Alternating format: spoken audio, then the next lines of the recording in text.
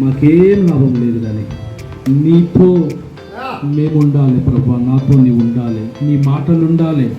మనుషులు రొట్టె వల్లనే కాదు, దేవుని నోట వచ్చే ప్రతి మాట వలన జీవిస్తాడు అన్న వాక్యం ఈ దినం నాలో మాలో నెరవేర్చు.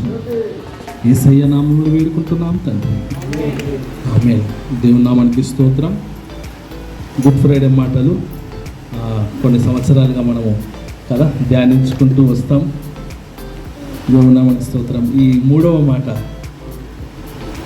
నేను చెప్పడం ఫస్ట్ టైం. హల్లెలూయా. ఫస్ట్ మాట ఇచ్చిండు, హ్యాపీగా ప్రిపేర్ కాకుండా నడుస్తుంది అనుకున్నాడు నేను. మాస్టర్ గారు సండే ఫస్ట్ మాట ఇచ్చిండు కాబట్టి ఆ వాక్యం చూసుకోకుండా ఏం కాదు కదా. చర్చిలకు వచ్చి తండ్రి వీరేం చేయించున్నారు అని అంటే సరిపోతుంది అనుకున్నా, కానీ వీడేం చేసిండు రాత్రి, డాడీ నేను చెప్తాను ఒరే నేను సిద్ధపడలేదు అని మళ్ళీ 3వ మాట చూసుకోవాల్సి వచ్చింది. హల్లెలూయా. దేవుని నామానికి స్తోత్రం. సరే, ఇంతవరకు మరి ఒక 2-3 సార్లు 4వ మాట చెప్పిన.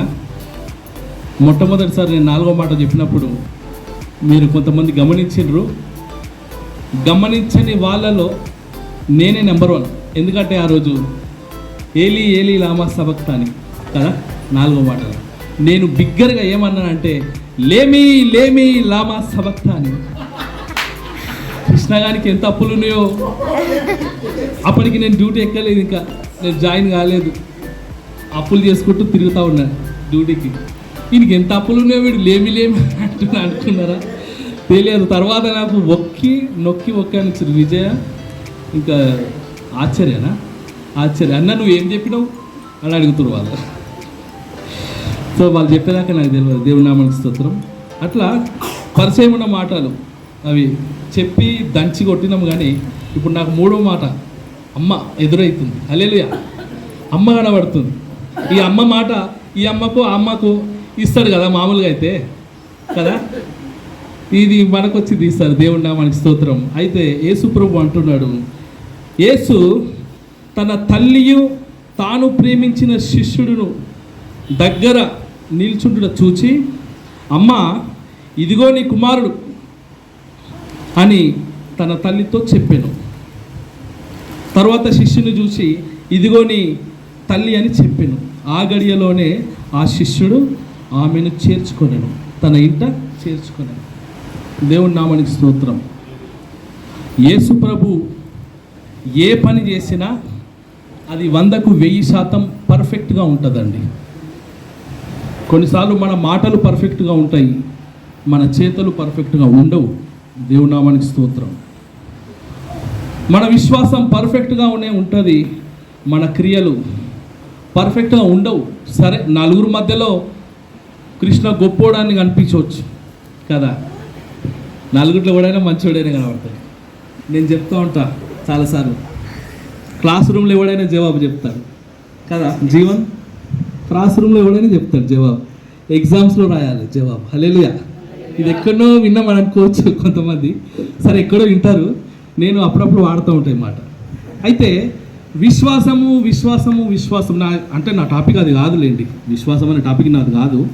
తల్లి, కుమారుడు, యేసు ప్రభు, ఈ 3 క్యారెక్టర్లు ఉంటాయి నాకు ఇచ్చిన కదా మాటలు.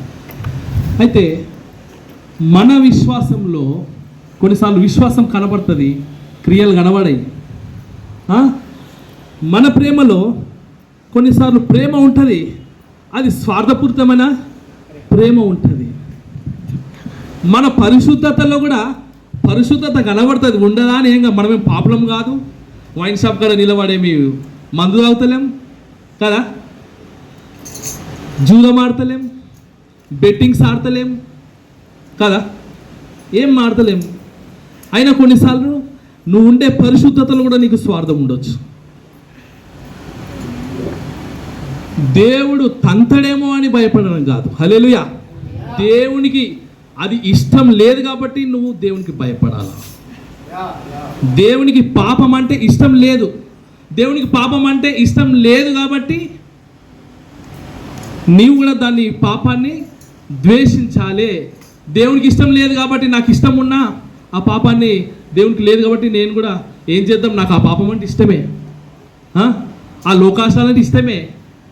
ఈయనకి లోపల ఇష్టం ఉంటుంది, దేవుని పేరు చెప్పి ఇష్టం లేదంటాడు. అది కూడా 100% కరెక్ట్ కాదు. దేవుడు నా మనకి స్తోత్రం. ఎటో పోతుంది నేను తీసుకున్న సబ్జెక్టు, ఒకటి నా బండి ఎటో పోతుంది. అయితే అమ్మా ఇదిగో నీ కుమారుడు. నేను ఎందుకు చెప్తున్నానంటే యేసు ప్రభు ఏది చేసినా 100కి 100 కరెక్ట్గా చేస్తాడు కదా, మనందరికీ తెలుసు. హల్లెలూయా.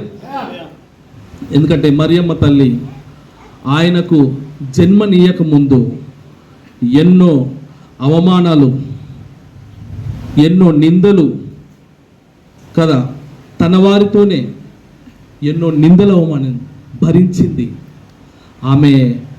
ఆమెకు ఒక ప్రవచనం ఉన్నది కదా, దేవదూత వచ్చి ఏం చెప్తుంది, నీ హృదయంలోనికి ఒక ఖడ్గం దూసుకొస్తుంది తల్లి, అయినా నిలబడుతుంది.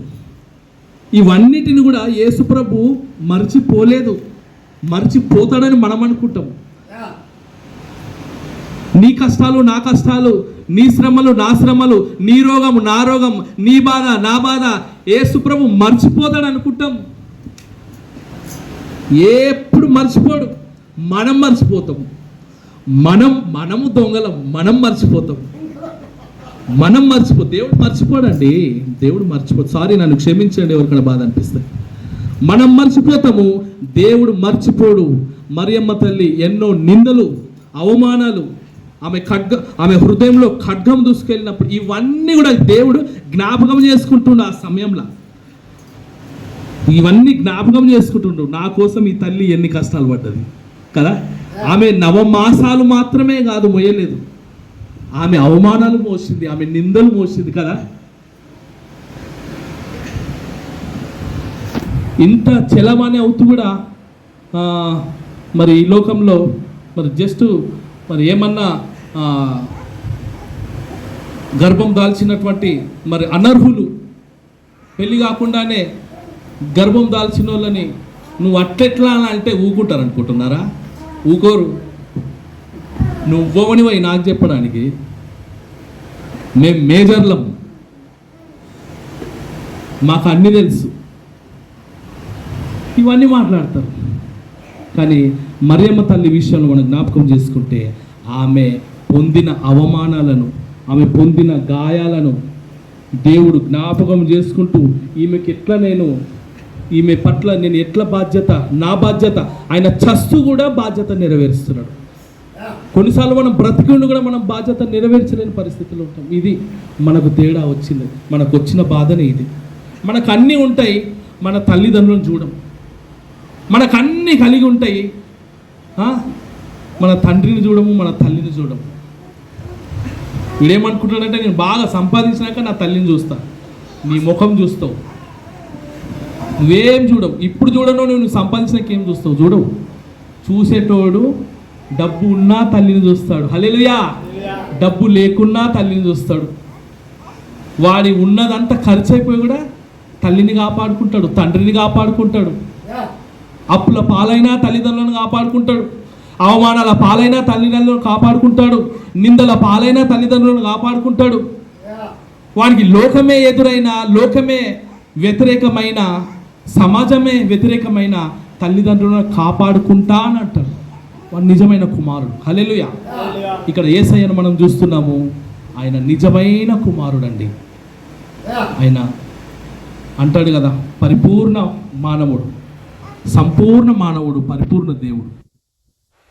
ఆయన నరుడుగా జన్మించినప్పుడు ఈ తల్లి రుణం ఎలా తీర్చుకోవాలి, ఈ తల్లిని నేను ఎట్లా ఆగం చేసి పోతున్నావా అయ్యా అని శవాల మీద పడేస్తారు కదా. మన అయ్యా ఆగం చేసి పోతలేడు. హల్లెలూయా. దేవుడి నామానికి స్తోత్రం. ఆగం చేసి పోతలేడండి. నన్ను ఆగం వాళ్ళకి 10 ఎకరాల పొలం ఉన్నా, బ్యాంకు బ్యాలెన్స్ ఉన్నా, నన్ను ఆగం చేసినవి అయ్యో అనుకుంటే ఏడుస్తారు. దేవుడి నామానికి స్తోత్రం కలుగునుగాక. ఇక్కడ నా దేవుడు, నీ దేవుడు ఆగం చేయడానికి ఆయన ఇష్టపడతలేడు. ఆయన చేయాల్సిన బాధ్యత నా 15 నిమిషాలు నేను దాటవద్దు. హల్లెలూయా. 10 నిమిషాలు అనుకుంటే ఇచ్చింది, అయిపోయిందా? సరే, నేను ఫినిష్ చేస్తా. దేవుడి నామానికి స్తోత్రం. యేసు ప్రభు, ఇక నేను యోహాన్ కోసం చెప్పాల్సి ఉంది, ఇందులోనే 10 నిమిషాలు పోయింది కదా. యేసు ప్రభు తన తల్లి విషయంలో బాధ్యత కలిగి ఆ తల్లిని తన ప్రియ శిష్యుడైనటువంటి యోహానికి హ్యాండ్ ఓవర్ చేస్తుంది.